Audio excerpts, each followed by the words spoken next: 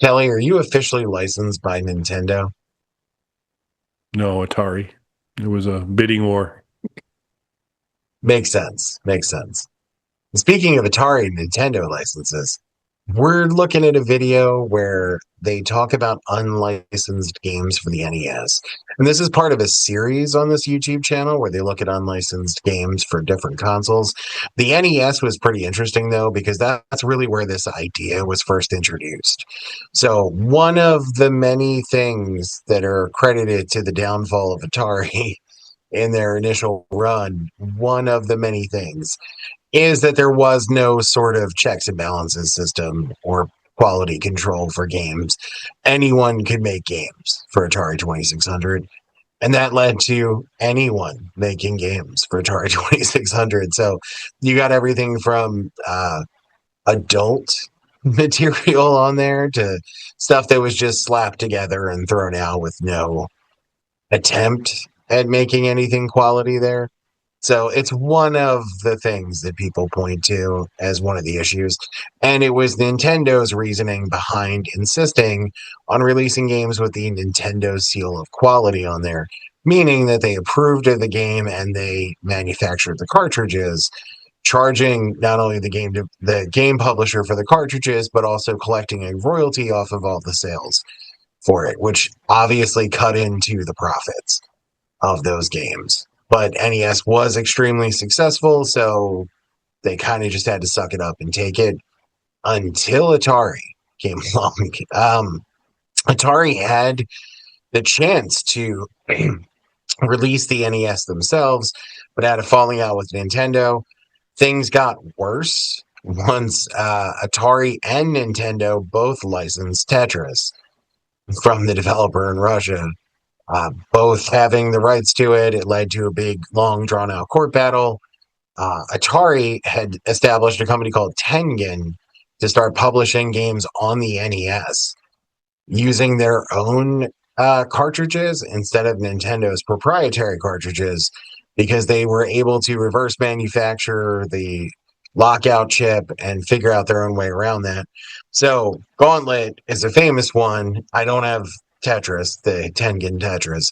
Gauntlet's a famous one, though. This was re released on an official Nintendo cartridge later once everything settled down. But if you see where the Nintendo seal should be, there's a little disclaimer explaining that this is for use on the Nintendo Entertainment System, even though there's no official Nintendo branding on there. The cartridge itself is also different looking. As you can see, they're black cartridges and shaped different than the NES cartridges are. So these are unlicensed cartridges. Again, a lot of the Atari games like Gauntlet did get official cartridges later once the Tetris lawsuit was settled. But doing this, they kind of opened up the floodgate to all of these unlicensed games that came. Not so much porn and stuff like you got, but games that Nintendo wouldn't approve, religious games, and games that were just kind of lower quality. So, what did you think watching this, sir? Well, first of all, there's no porn like Atari 2600 porn, so kind of the scrambled channel of the video games. So it was an interesting thing there. So I thought it was an interesting video. We'll include a link in the video description for you guys to check it out as well. And it is, as Mike mentioned, a series talking about got stuff for the Genesis and other systems as well. Um, I had so we had talked about Gauntlet in the past before, so I knew a little bit of the backstory there. Um, but I was a little unclear uh, for unlicensed in terms of, they're not bootleg, but they're kind of the one generation away from bootleg. Um, so a tangent for a second. Do you own any bootleg albums? Yes, sort of. So Black Sabbath, who I'm a huge fan of, their original manager, and it gets really into the backdoor volleyball of Black Sabbath lore, so I won't go too far down there. Their original manager ripped them off and for a while had control of their catalog. The band responded by making multiple songs about him and his daughter who worked for him. His daughter's pretty well known as Sharon Osbourne, who ripped off the band Black Sabbath. And they made multiple songs about how terrible they are. He would license Black Sabbath songs during the court battles. He started licensing Black Sabbath songs for compilations that were not approved by the band. And once the band got control back, those were all deemed bootlegs and destroyed and things like that. But I do have one of those unlicensed compilations. Yeah, I've got one for the Who. It's called Jaguar, which includes Jaguar as a song, which I've never seen surface on any compilation, historical one or whatever. But actually, sound quality is pretty good on it, and it does have quite a few little weird things. I mean, the Who kind of did their own bootleg called Odds and Sods, which was basically a bunch of stuff that they had not had appear on anything else, which included an anti-smoking campaign song called Lil Billy, which is actually a pretty good song. But yeah, that's it for that. So with that tangent there, I mean, you are a creator of unlicensed intellectual property with Slapdash. We've covered that before. But yeah, no, I thought the video was good. I enjoyed it. There were kind of multiple games that I'm interested in double checking my Super Console X to see if there are any of them that are lurking about on there. And there was so Crystal Mines, which is kind of a flattened out version of Crystal Castle. You're not going up a kind of a 3D perspective type of thing, but there's some similarities to it. I thought that was interesting. What I found it even more interesting was the one he covered right after Crystal Mines was called Exodus, which is basically Crystal Mines reskinned now with Moses as the playable character, and he's picking up a bunch of M blocks, which are mana. And so I thought that one was pretty interesting from there.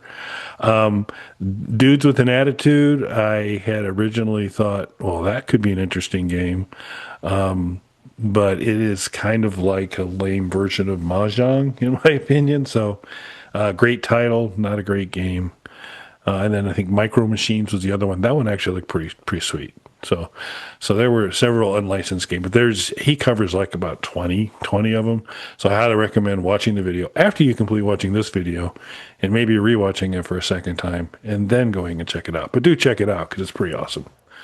But yeah, it's a pretty cool thing. I kind of wonder on some of the other markets, like what's the unlicensed Nintendo 64 market like? I mean, one of the most difficult ones, I think, to probably manufacture and get out versus some of these other options, but I could be wrong on that. I don't create unlicensed software, so all of our software is, well, except for the exemption I mentioned about Mike's IP issue, but the stuff that you'll find on Bog Panda Vision, downloadable ROMs, freely distributable, those are all good as gold.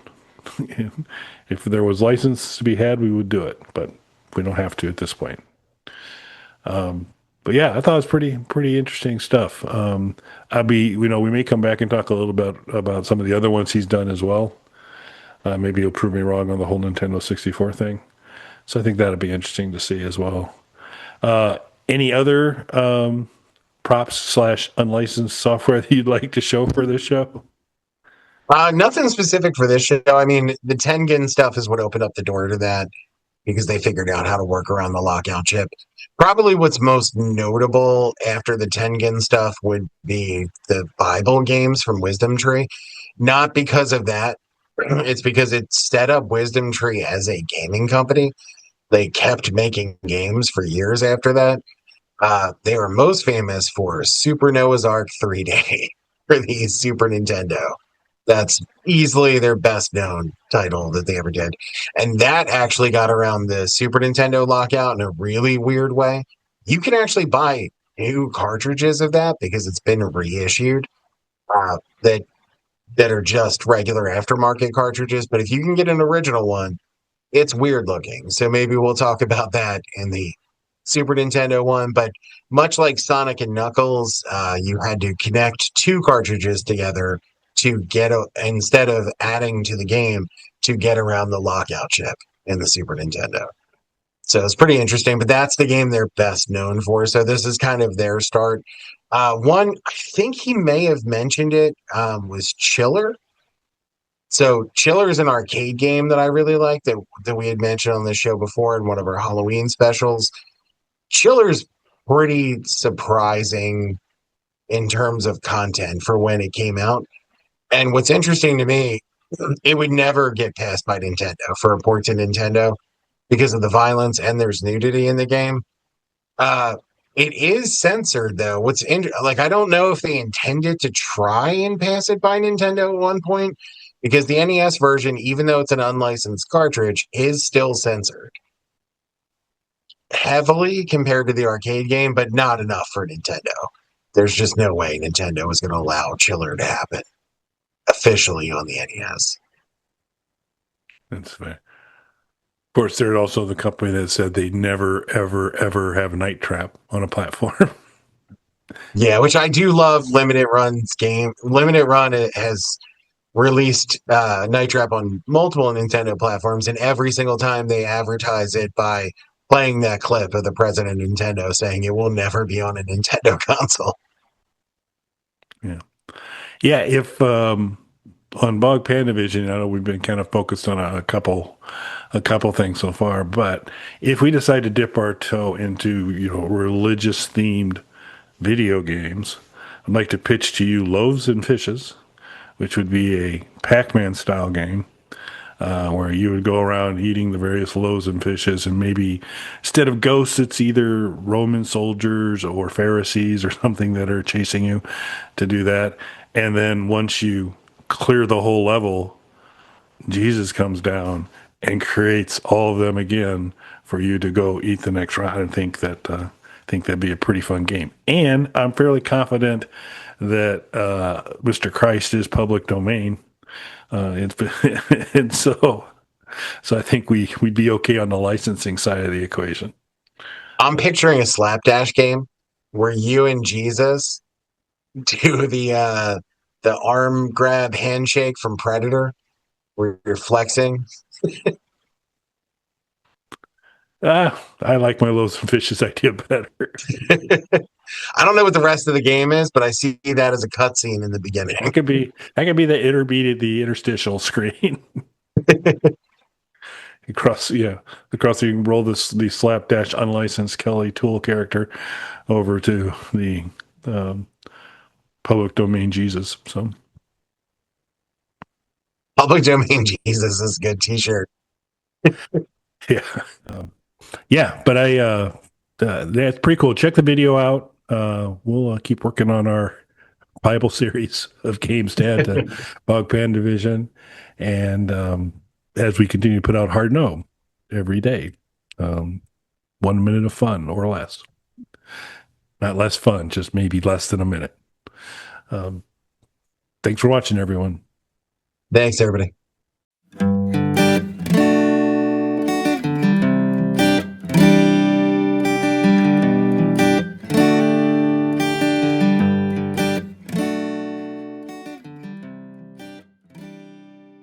Bog Panda.